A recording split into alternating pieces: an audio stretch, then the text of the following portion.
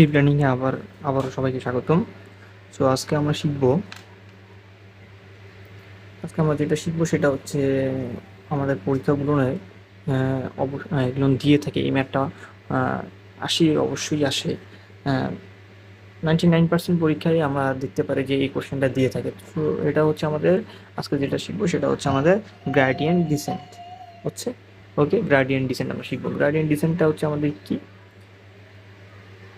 এবং এটা কীভাবে আমরা বের করবো সেটা আমরা আজকে দেখবো। গ্রেডিয়েন্ট ডিসেন্টে হচ্ছে আমরা এখানে যেটা দেখতেছি, একটা আমাদের ডাটা সেট দেওয়া আছে। এখানে আমাদের একটা ডাটা সেট দেওয়া আছে এবং এক্স আর ওয়াই, এবং সেটা হচ্ছে ভ্যালু দেওয়া আছে কিছু। আমাদের এখানে 5টা ভ্যালু দেওয়া আছে, যেমন এক্স এর ভ্যালু 1 2 4 3 5 এবং ওয়াই এর ভ্যালু দেওয়া আছে 1 3 3 2 5 এবং আমাদের ভ্যালুগুলো দেওয়া আছে। এবং এখানে বলা আছে calculate the cost function on যে থিটা এবং theta 0 and theta 1 after the first round of gradient descent. অর্থাৎ এখানে বলেছে হচ্ছে একটা আমাদের একটা আমাদের হচ্ছে টেবিল দেওয়া আছে, অর্থাৎ হচ্ছে আমরা এটাকে হচ্ছে ডাটা সেট বলতে পারি।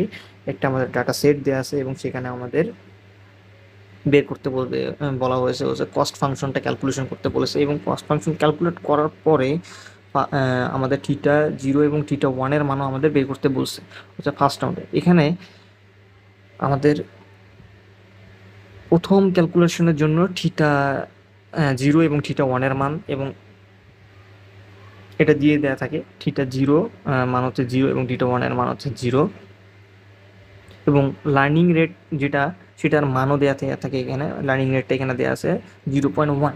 ওকে, এখন ফার্স্ট অফ অল আমরা যেটা করব, হাইপোথিসিসের জন্য আমরা একটা ইকুয়েশন জানি। Hypothesis H theta equal theta 0 plus theta 1 into x, মানে থিটা 1-এর সঙ্গে কিন্তু এক্স গুণ অবস্থা। ওকে, তাহলে হচ্ছে এটা হচ্ছে আমাদের হাইপোথিসিসে থিটা 0-এর মান আমরা 0 জানি এবং থিটা 1-এর মান আমরা জানি 0। ওকে, এবং এক্স এর মান আমাদের হচ্ছে এই ডাটা সেটে এক্স এর মান যেগুলো দেওয়া থাকবে সেটা এক এক করে বসিয়ে আমাদের ক্যালকুলেশন করতে হবে, এক একটা করে মান বের করতে হবে। তো ফার্স্ট অফ অল এই সূত্র লেখার পরে আমাদের একটা টেবিল জেনারেট করতে হবে। টেবিলের মধ্যে থাকবে আমাদের এক্স ওয়াই, মানে হচ্ছে আমাদের যে ডাটা সেটে দেওয়া থাকবে ওই ডাটা সেটের হচ্ছে অ্যাট্রিবিউট দুটো থাকবে, এক্স ওয়াই এবং হচ্ছে এক্স আই অ্যাট্রিবিউট একটা, যেটা হচ্ছে আমাদের হাইপোথিসিস। এই ইরোর একটা আমাদের অ্যাট্রিবিউট থাকবে, সেটা হচ্ছে আমাদের সেটা আমরা ক্যালকুলেশন করব এক্স আই মাইনাস ওয়াই দ্বারা। ইরোর স্কোয়ার একটা অ্যাট্রিবিউট থাকবে এবং ইরোর ইন্টু এক্স একটা থাকবে।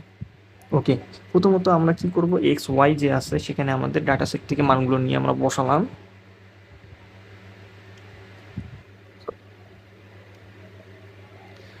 দেন আমরা কি করব,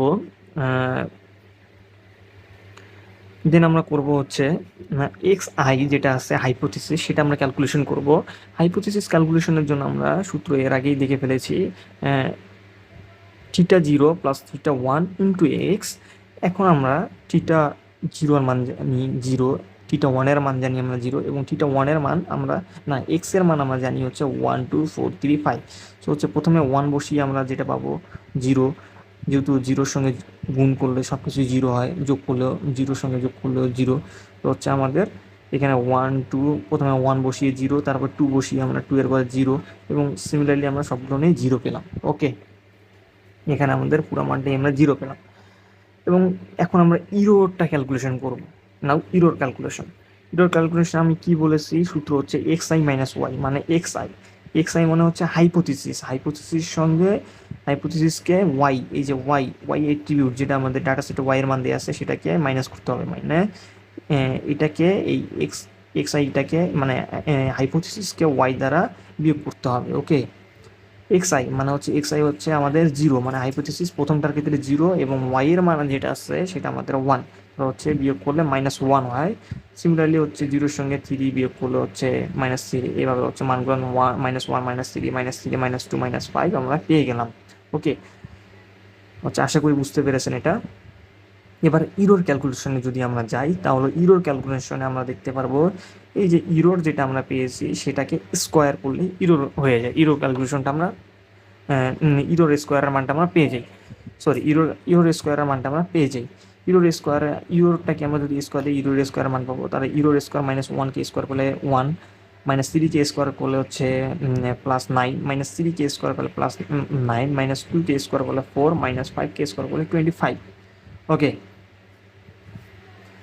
এখন আমরা যেটা ক্যালকুলেশন করব সেটা হচ্ছে এই ইরোডটাকে আমাদের এক্স দ্বারা গুণ করবো, মানে এই এক্স দ্বারা আমরা গুণ করব, এই ইরোডটাকে এক্স দ্বারা গুণ করব। এর আগে কি করলাম, ইরোড বের করার জন্য এক্স আইকে মাইনাস ওয়াই করলাম, মানে এক্স আই মাইনাস ওয়াই। এখন ইরোডটাকে এক্স দ্বারা গুণ করব, গুণ করলে ইরোড ইন্টু এক্স আমরা পাবো। তো এখানে সূত্রটা সরাসরি লেখাই আছে আমার। তো হচ্ছে -1 ইন্টু 1, এখানে -1 ইন্টু 1 যদি করি, সরি এই 1 ইন্টু 1 যদি আমরা করি তাহলে হচ্ছে -1 পাবো। -1 ইন্টু 3 যদি আমরা করি 6 পাবো মাইনাস। এবার আমরা -3 আর 4 যদি গুণ করি তাহলে হচ্ছে 12 পাবো। তাহলে হচ্ছে -2 এবং 3 যদি আমরা হচ্ছে মাল্টিপ্লাই করি হচ্ছে -6 পাবো, এবং 5 -5 মাল্টিপ্লাই করলে -25 পাবো। এবং সেটা হচ্ছে আমরা সামেশনটা বের করবো, এগুলো সব যোগ করে সামেশন হচ্ছে -50। ইরোর সামেশন হচ্ছে টোটালি ইরোর স্কোয়ারের সামেশন 48, এবং ইরোর সামেশন হচ্ছে -40। ওকে, দেন আমাদের কস্ট ফাংশন ক্যালকুলেট করতে হবে। কি বলছে এখানে, calculate cost function J theta. Okay, cost ফাংশনটা আমরা বের করবো। কস্ট ফাংশন θ0 এবং θ1 এটা আমরা বের করবো। কস্ট ফাংশন বের করার সূত্র হচ্ছে 1/2m। এখানে সামেশন অফ ইরোর স্কোয়ার। ওকে, তো আমরা ইরোর স্কোয়ারের ক্ষেত্রে আসি। ইরোর স্কোয়ারের মান আমরা জানি, এখানে ইরোর স্কোয়ারের মান আমরা বের করে ফেলেছি, মানে ইরোর স্কোয়ার হচ্ছে ইরোর স্কোয়ার, এটা বসবে হচ্ছে ইরোর স্কোয়ারের সামেশন যেটা, সেটাই হচ্ছে ইরোর স্কোয়ার, মানে 48। ওকে, এখন আসি এম হচ্ছে আমাদের কি, আমাদের জয়টা ভ্যালু থাকবে, অর্থাৎ হচ্ছে আমাদের এই ডাটা সেটে হচ্ছে এক্স এর জয়টা ভ্যালু থাকবে। এক্স এর হচ্ছে এখানে এক্স ওয়াই এর ভ্যালু মানে আছে আমাদের 5টা, 1 2 3 4 5টা। ওকে, 5টা ভ্যালু। সো এখানে আমাদের ওইখানে 5, যদি আমাদের 6টা থাকবে বা 2টা থাকবে তাও হচ্ছে আমরা 2 বসাইতাম। ওকে, তো হচ্ছে 1/2 ইন্টু এম, মানে 2 ইন্টু 5, যেহেতু ভ্যালু আমাদের 5টা, এবং ইরোর স্কোয়ারের মান হচ্ছে আমাদের সামেশন ইরোর স্কোয়ারের মান হচ্ছে সামেশন ইরোর স্কোয়ারের মান, টোটালি আমরা পেয়েছি 48। তো হচ্ছে এটাকে আমরা ক্যালকুলেশন করলে পাবো হচ্ছে 4.8। তাহলে হচ্ছে আমাদের কস্ট ফাংশনটা ক্যালকুলেট হয়ে গেল। এখন কি বলছে, θ0 এবং θ1 বের করতে বলছে আফটার দ্য ফার্স্ট রাউন্ড। এই রাউন্ডটা আমাদের হয়ে গেল, এটা হচ্ছে আমাদের ফার্স্ট রাউন্ড। এটার পরে হচ্ছে আমাদের θ1 এবং θ2 আমাদের ভ্যালুটা নিউ করে জেনারেট করতে হবে। এবং ধরেন হচ্ছে আমাদের যে θ0 এবং θ1 এর মানটা দেওয়া ছিল, এটাকে আমরা আপডেট করব, মানে নতুন একটা মান নিয়ে আসবো, এখান থেকে পরিবর্তন করব। তো আমাদের এটা সূত্র কি, আমি যদি দেখি,